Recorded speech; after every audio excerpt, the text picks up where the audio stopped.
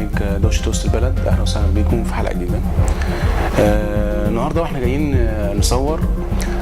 فريق العمل كان مجهز لنا موضوعين المفروض هنتكلم فيهم، بس بصراحه انا اجلتهم لان في موضوع لازم نتكلم فيه، ولان الموضوع مهم جدا، وهو ثوره 25 يناير اللي اصبحت نكسه على برنامج التواصل الاجتماعي الفيسبوك. انتظرونا وشوفونا.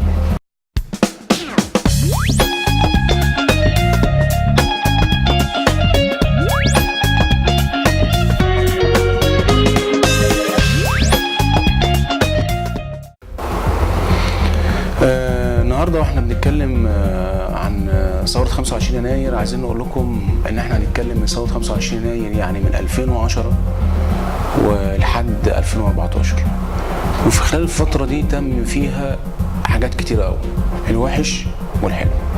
ليه بدات الوحش؟ عشان الوحش بقى اكتر من الحلو، ودي حقيقه. عشان كده احنا قلنا هنعمل حاجات في البرنامج بتاعنا، وبالذات في موضوع ثوره 25 يناير من 2010 لحد 2014 على حلقات هتشوفوها معانا في برنامج دوشة وسط البلد.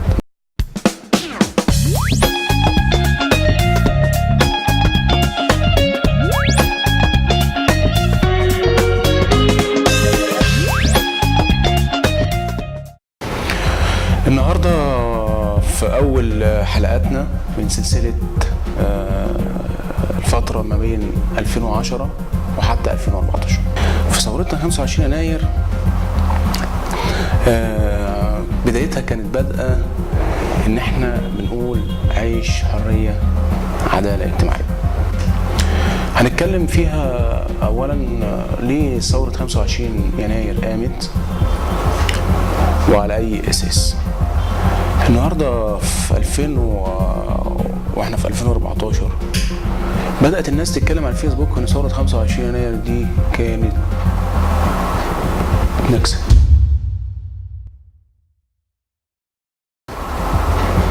طب لما نفكر فيها كانت نكسة ازاي؟ طب تعالوا بس نرجع لجزء صغير هفكركم بيه. الفترة بتاعت 18 يوم.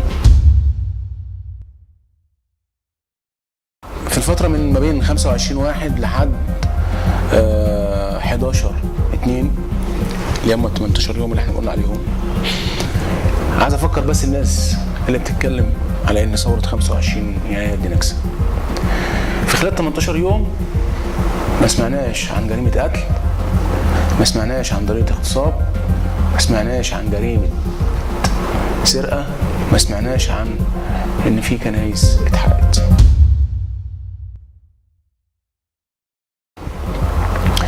الناس دي ما فكرتش مع ان البلد كانت مليانه بقى. ما حدش يقول لي بقى ما البلد ما فيهاش بلطجيه ولا تجار سلاح ولا حراميه لا، كان في كل اللي احنا بنتكلم فيه.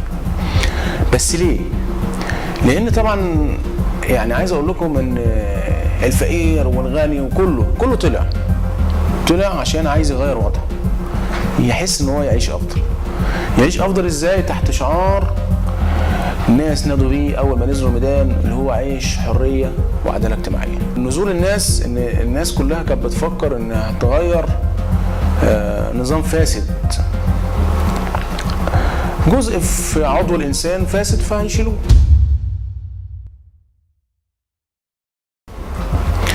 فهم عايزين يغيروا حاجه معينه في نظام البلد، وعشان هذا الاساس طلعوا.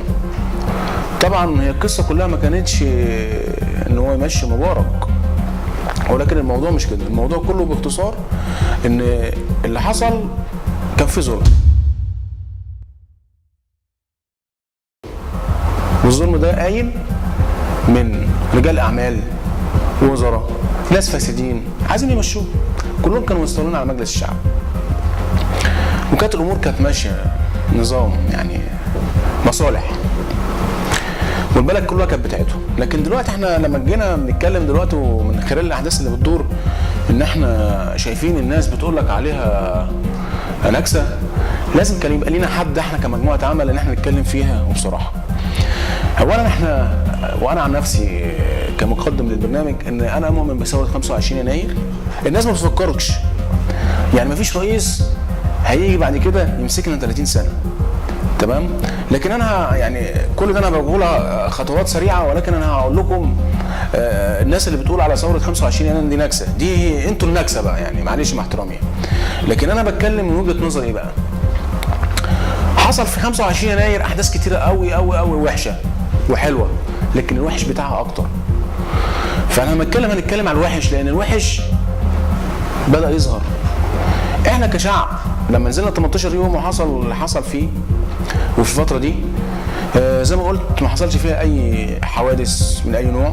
شفنا في الفتره اللي فاتت الاعلام كان ماشي ازاي يعني.